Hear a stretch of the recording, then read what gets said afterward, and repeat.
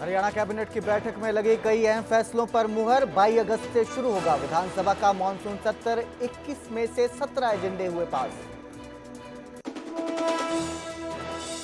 गुरु तेग बहादुर साहिब के 350वें शहीदी दिवस को धूमधाम से मनाएगी हरियाणा सरकार। सीएम नायब सैनिक अधिकारियों के साथ बैठक आज।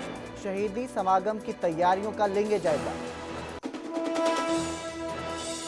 दिल्ली समेत हरियाणा एनसीआर के 5 जिलों में आपदा से निपटने की बड़ी तैयारी। गुरुग्राम, रेवाड़ी, फरीदाबाद, नूंह और पलवल में नेशनल डिजास्टर मैनेजमेंट अथॉरिटी के साथ मिलकर हुई मॉक ड्रिल। पंजाब के स्कूलों में नशा मुक्त पंजाब करिकुलम की शुरुआत। फाजिल्का के अलमीवाला से मुख्यमंत्री भगवंत मान और केजरीवाल ने की शुरुआत। कहा, स्कूलों में पढ़ाया जाएगा नशा मुक्ति सब्जेक्ट। कल से होगी हरियाणा के खेल महाकुंभ की शुरुआत। 26 खेलों में 15,000 से ज्यादा खिलाड़ी दिखाएंगे दमखम। पंचकुला में सीएम नायब सैनिक करेंगे शुरुआत। रबी सीजन के दौरान ओलावृष्टि से खराब फसलों का किसानों को मिला मुआवजा। मुख्यमंत्री नायब सैनी ने 54 करोड़ की मुआवजा राशि 22,000 किसानों के खातों में की ट्रांसफर। पंजाब के मोहाली और नाभा में 2 पंचायतों का लव मैरिज के खिलाफ फरमान। भागकर शादी करने वालों को गांव में नहीं कोई स्थान। साथ देने वालों पर भी होगा एक्शन। उपराष्ट्रपति की चुनाव का ऐलान। 7 से 21 अगस्त तक होगा नॉमिनेशन। 9 सितंबर को होगा उपराष्ट्रपति का चुनाव। भिवानी में देर रात दर्दनाक सड़क हादसे में 4 की मौत, 1 घायल। अनियंत्रित होकर पेड़ से टकराई थी कार। करनाल में फर्नीचर कारोबारी कार में नहर में गिरी। हादसे में पत्नी की मौके पर मौत। पति की तलाश में सर्च ऑपरेशन जारी। हरियाणा राजस्थान बॉर्डर पर लिंक जांच रैकेट का पर्दाफाश। नारनौल स्वास्थ्य विभाग ने मारा छापा। मौके से 3 आरोपी गिरफ्तार। 50,000 में हुई थी लिंग परीक्षण की जांच की डील। गर्भपात के मांगे थे 20,000। चरखी दादरी की बेटी रचना परमार ने दुनिया भर में लहराया भारत का परचम। ग्रीस में आयोजित वर्ल्ड रेसलिंग चैंपियनशिप 2025 में गोल्ड मेडल जीतकर रचा इतिहास। गांव ने रचना की जीत। ढोल नगाड़ों के साथ मनाया जश्न। इस न्यूज हेडलाइंस के प्रायोजक पतंजलि गाय का घी, माँ का भरोसा, प्यार से परोसा।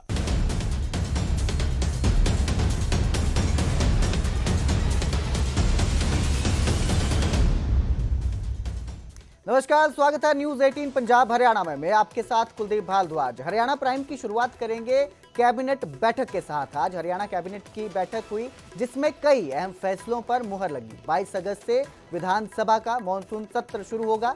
21 एजेंडों में से 17 एजेंडे पास हुए हैं। हरियाणा कौशल रोजगार निगम के तहत कर्मचारियों के लिए एसओपी पर भी कैबिनेट की मुहर लगी है।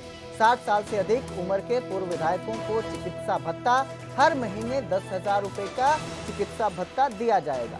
तो ये बड़ी खबर आपको दे रहे हैं। कैबिनेट की बैठक हुई, हरियाणा कैबिनेट की बैठक हुई आज। आपको बता रहे हैं इस बैठक में कई अहम फैसलों पर मुहर लगी। 22 अगस्त से विधानसभा का मानसून सत्र शुरू होगा। 21 एजेंडों में से 17 एजेंडे पास किए गए हैं। हरियाणा कौशल रोजगार निगम के तहत कर्मचारियों के लिए एसओपी पर भी कैबिनेट की मुहर लगी है। 60 साल से अधिक उम्र के पूर्व विधायकों को चिकित्सा भत्ता मिलेगा। इस बात का भी इस बैठक में फैसला लिया गया। हर महीने 10,000 रुपए का चिकित्सा भत्ता दिया जाएगा।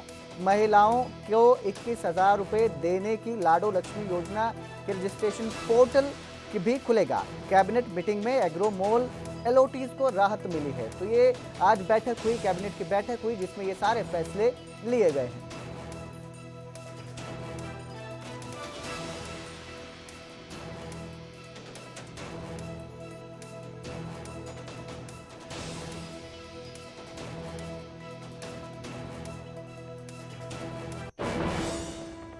तो उधर फतेहाबाद में ओटीपी से फ्रॉड करने का मामला सामने आया। 46,300 रुपए की ठगी की गई।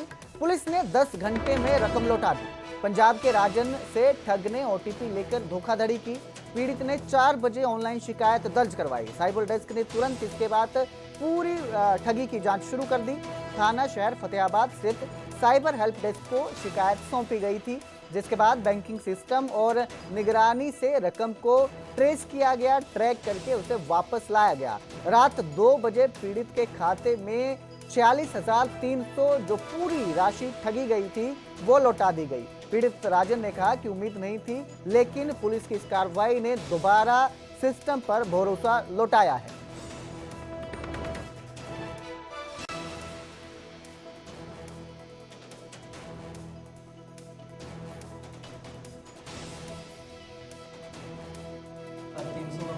करीब 2 बजे और मैंने 2:30 बजे पुलिस थाने में फ़ोन लगाया ऑनलाइन, और उन्होंने मेरी अच्छे तरीके से मेरी मदद करी और 12 घंटे में मुझे पैसे रिसीव हो गए मेरे 46,300, और मैं पुलिस प्रशासन का बहुत धन्यवाद करता हूँ।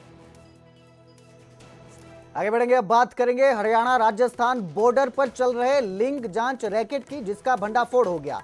नारनौल स्वास्थ्य विभाग ने जो है रेड की, छापा मारा। राजस्थान के झुंझुनू जिले के गांव शिमला में ये लिंग जांच जो रैकेट था चल रहा था। गर्भवती महिला को डिकोय ग्राहक बनाकर टीम ने रणनीति रची। डिकोय ग्राहक मतलब एक नकली ग्राहक बनाकर भेजा जो उनके पास जाकर जो है इसका भंडाफोड़ कर सके। तो नकली ग्राहक बनाकर भेजा था, जिसके बाद उन्होंने इस केंद्र का भंडाफोड़ किया। लिंग परीक्षण की एवज में 50,000 रुपए में डील तय की गई थी। आरोपी रवि ने जांच के बाद लड़की होने की जानकारी दी और कहा कि गर्भपात के लिए 20,000 रुपए और लगेंगे। मौके से रवि, भारत शर्मा और उमेश को गिरफ्तार किया गया है। 3 आरोपियों को गिरफ्तार किया गया। मुख्य साजिशकर्ता अमित शर्मा मौके से फरार हो गया है। वहीं टीम ने मोबाइल, टैब, लैपटॉप और कैमरा भी जब्त किए हैं। गिरोह से 26,000 रुपए की नकदी भी बरामद हुई है। आरोपियों पर पीसीपीएनडीटी एक्ट और आईपीसी की धाराओं के तहत केस दर्ज किया गया है। बताया जा रहा है कि ये जो गिरोह है ये राजस्थान, हरियाणा, यूपी और दिल्ली में भी सक्रिय है। बीती रात हमने एक पीसीपीएनडीटी एक्ट के तहत एक डिकॉय ऑपरेशन किया है। काफी लंबे समय से हमें गुप्त सूत्रों से खबर मिल रही थी कि जो हरियाणा के जो निकटवर्ती जो राजस्थान सटे हुए गांव है वहाँ पे भ्रूण जांच का परीक्षण हो रहा है। इस चीज को अंजाम देने के लिए हमने एक डिकॉय ऑपरेशन रेडी किया। बीती रात हमने इन्फॉर्मर से बात करके और डिकॉय को तैयार करके गांव बदोपुर में गए हम। वहाँ पे गांव बदोपुर के अंदर इन्फॉर्मर ने दलाल से मिलकर वहाँ पे गांव शिमला में जो है भ्रूण को अंजाम दिया है। टीम को जैसे पता चला, इसमें हमने 3 आरोपियों को दबोच लिया है। पहले आरोपी को उमेश कुमार, दूसरा भरत, इन दोनों को गांव शिमला से, और तीसरा रवि सिंह, इसको बसावता सिंघाना से हमने दबोचा है। पुलिस को इसमें इंफॉर्मेशन दे दी गई है। राजस्थान पुलिस और राजस्थान पीसीपीएनडीटी टीम को इसमें इत्तला दी गई थी। उन्होंने साथ में हमारा सहयोग किया। क्योंकि मामला हरियाणा से स्टार्ट हुआ था, तो जो मुकदमा है वो राजस्थान हरियाणा सदर नारनौल थाने में दिया गया है। पीसीपीएनडीटी की विभिन्न धाराओं में मुकदमा दर्ज हो गया है। तीनों आरोपियों को पेश कर दिया गया है। पुलिस ने 3 दिन का रिमांड मांग लिया है। मुख्य आरोपी रवि सिंह के खिलाफ राजस्थान के अंदर पहले से पीसीपीएनडीटी धाराओं के तहत 4 मुकदमे दर्ज हैं। उधर करनाल में पश्चिमी यमुना नहर में कार गिर गई। पति पत्नी इस कार में सवार थे। पत्नी की मौके पर ही मौत हो गई, जबकि पति लापता है, उसकी तलाश की जा रही है। महिला के शव को नहर से बाहर निकाल लिया गया है। पति अमित मिगलानी का अब तक कोई सुराग हाथ नहीं लगा है। एसडीआरएफ और गोताखोरों का सर्च ऑपरेशन लगातार जारी है। कार को नहर से बड़ी मशक्कत के बाद बाहर निकाल लिया गया है। हादसे की वजह क्या रही ये अब तक साफ नहीं हो पाई है। परिवार सेक्टर 13 के रहने वाला था, करनाल के सेक्टर 13 का, और असंध में इनका एक फर्नीचर का शोरूम है। रात करीब 12 बजे ये दर्दनाक हादसा हुआ। सूचना मिलते ही पुलिस और गोताखोरों की टीम मौके पर पहुंची। पुलिस अधिकारी कहते हैं कि वो जांच में जुटे हुए हैं। नहर के किनारे लोग जुटे हैं। मौके पर अफरा तफरी का माहौल था, लेकिन अभी तक जो है कोई भी सुराग नहीं मिल पाया है। अमित का कोई सुराग हाथ नहीं लगा है। सर्च ऑपरेशन चलाया जा रहा है।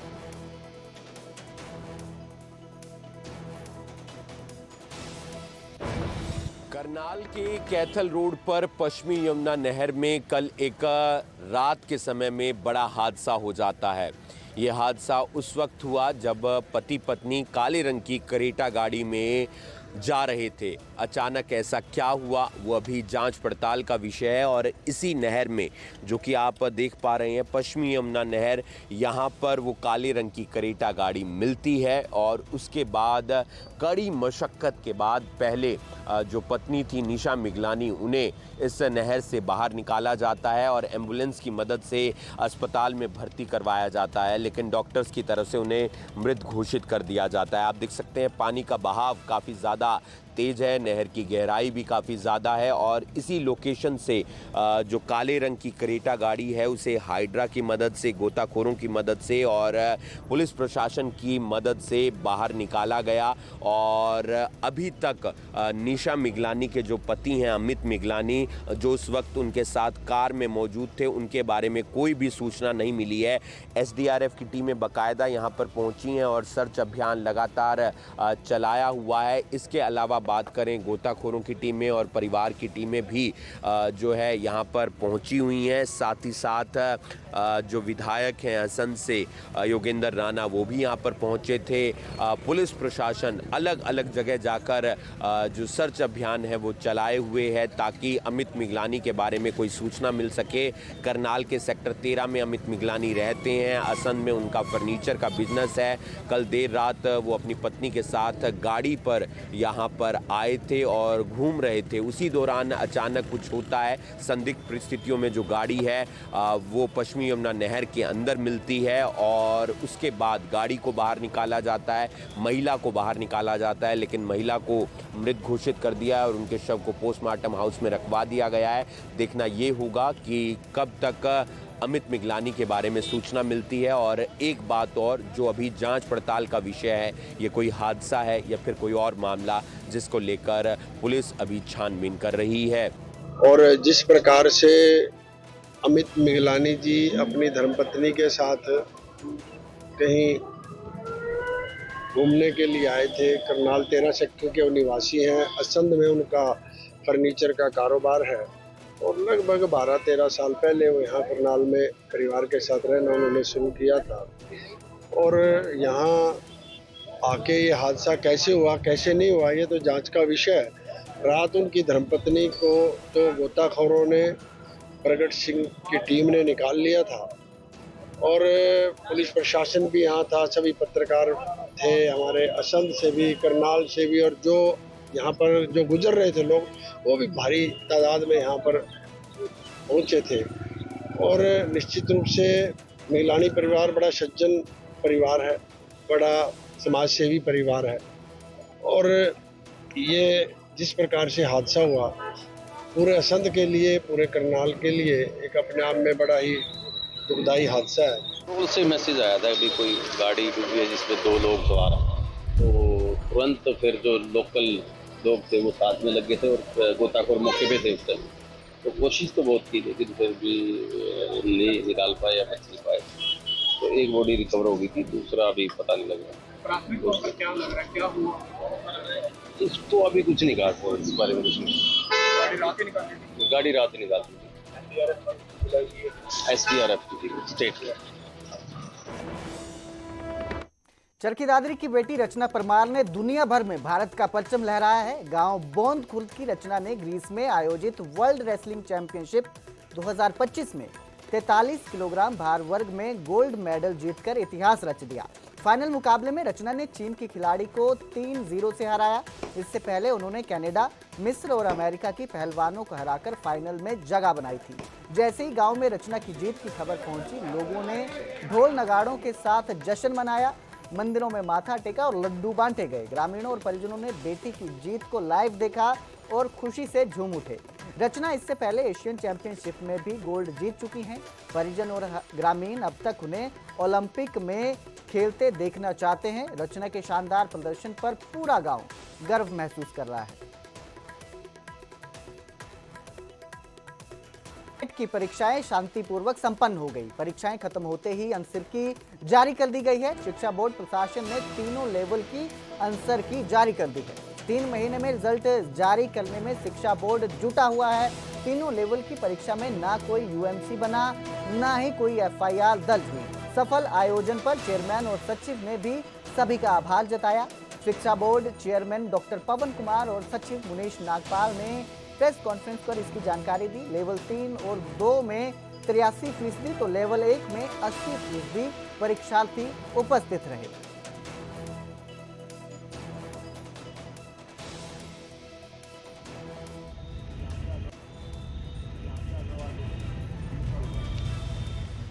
तो 30 और 31 जुलाई को पात्रता परीक्षा आयोजित की गई और यह पात्रता परीक्षा 3 चरणों में थी। L3 जिसे हम लेवल 3 कहेंगे, जो PGT के लिए थी, वह 30 जुलाई को सायंकालीन सत्र में 3 बजे से 5:30 बजे तक हुई, जिसमें कुल परीक्षार्थियों की संख्या 1,20,945 थी, लेकिन जो उपस्थिति रही है वह 1,05,000 और 1,05,60 के करीब रही है, यानी 83% उपस्थिति इसमें रही है। इसी प्रकार से आज सुबह के सत्र में यानी 31 जुलाई को जो पात्रता परीक्षा TGT लेवल 2 के लिए थी, इसमें कुल परीक्षार्थी 2,01,518 थे, जिसमें से 1,67,000 परीक्षार्थी अपीयर हुए हैं। और यदि हम इसका अपीयर प्रतिशत यदि हम देखें तो यह भी 83% यानी 83% के करीब उपस्थिति आज सुबह की रही है। कुरुक्षेत्र में दर्दनाक सड़क हादसा देखने को मिला। बस और बाइक की जोरदार टक्कर हो गई। इस हादसे में बाइक सवार 2 युवकों की मौके पर ही मौत हो गई। पिपली से अपने गांव बीड़ मथाना ये युवक लौट रहे थे। लाडवा रोड पर सिरसमा गांव के पास ये हादसा हुआ। आरोपी बस ड्राइवर मौके से फरार हो गया। दोनों युवक जो हैं वो भाई बताए जा रहे हैं। तो सड़क हादसा सामने आया जिसमें 2 युवकों की मौके पर मौत हो गई। इस हादसे में ये दोनों युवक जो मरे हैं ये दोनों भाई बताए जा रहे हैं। बस और बाइक की जोरदार टक्कर हुई। बाइक सवार दोनों भाइयों की मौके पर ही मौत हो गई। तो पिपली से अपने गांव बीड़ मथाना ये युवक लौट रहे थे। सिरसमा गांव के पास ही हादसा हुआ है। वहीं आरोपी बस ड्राइवर मौके से फरार है।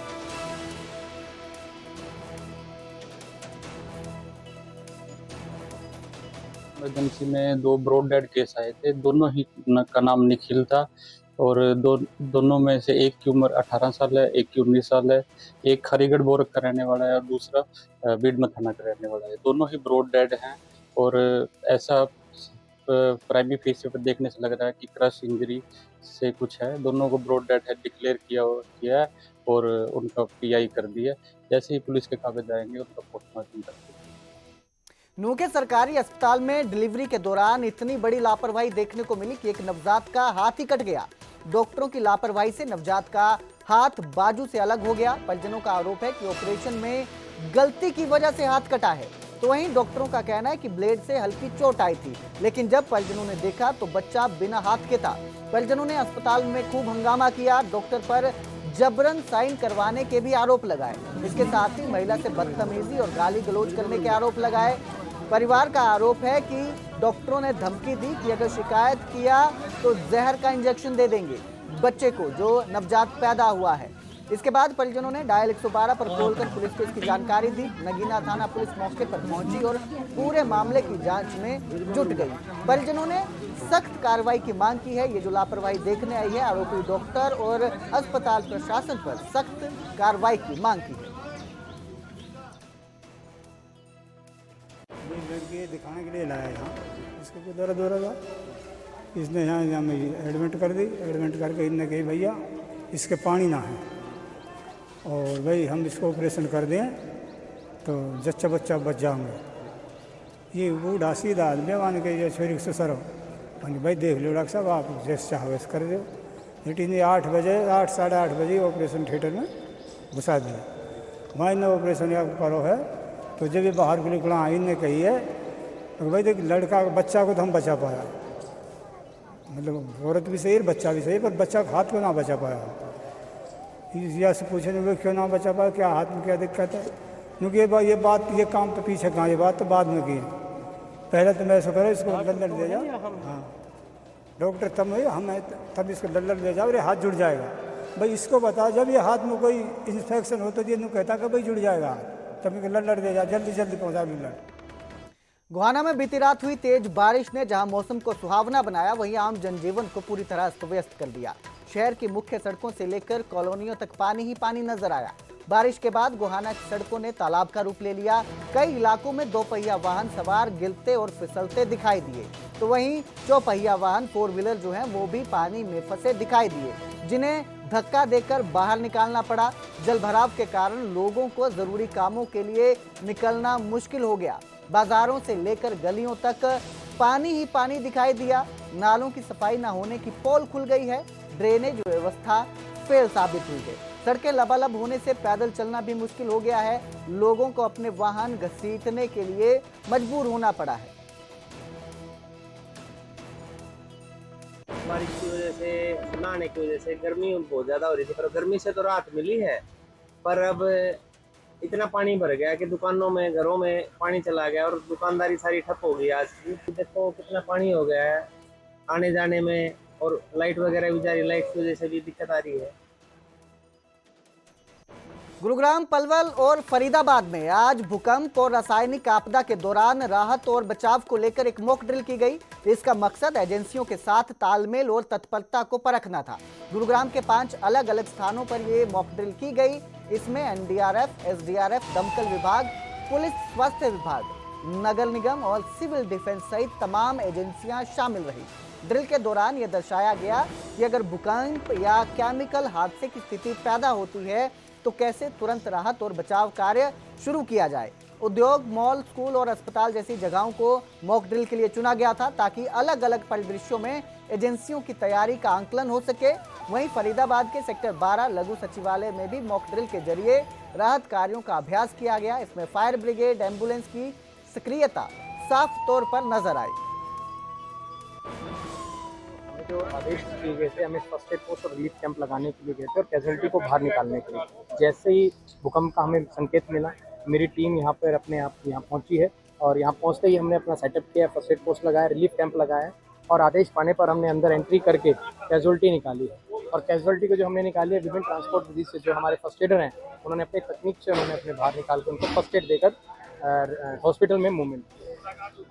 तो इस तरह की मॉकड्रिल से क्या कुछ सीखने को मिलता है आपको? ये हमें तकनीक सीखने को मिलती है कि हमें ये पता चलता है कि अगर कोई कैजुअलिटी इस तरह से है अंदर, हमें किस तरीके से हमें बाहर निकालना है और उसको किस तरह से हमने ट्रांसपोर्ट, हमने हॉस्पिटल पहुंचाना है, कुछ कमी है और कितने समय में हमने वहाँ पहुँचाना है। भारत सरकार की एक्सरसाइज सुरक्षा चक्कर प्रोग्राम के तहत आज पलवल में डिसास्टर मैनेजमेंट के लिए मॉक ड्रिल करवाई गई।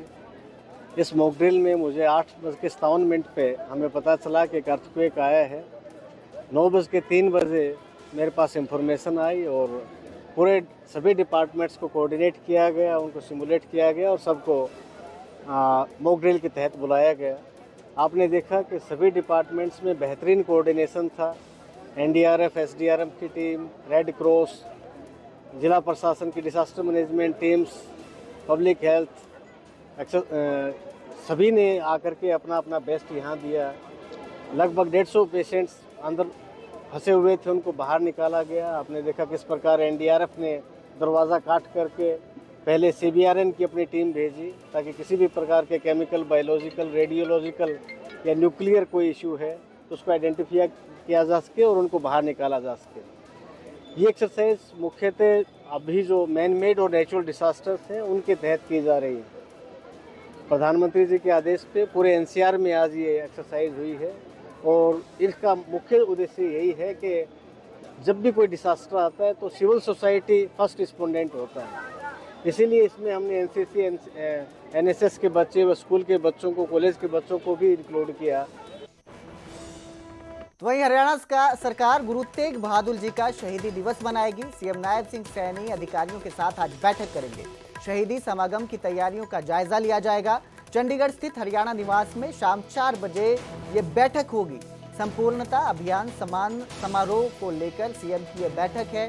तो आपको बता दें कि गुरु तेग बहादुर जी का शहीदी दिवस मनाया जाएगा, हरियाणा सरकार मनाएगी। सीएम नायब सिंह सैनी अधिकारियों के साथ आज इसको लेकर बैठक करेंगे। साथ ही सीएम जो है तैयारियों का भी जायजा लेंगे।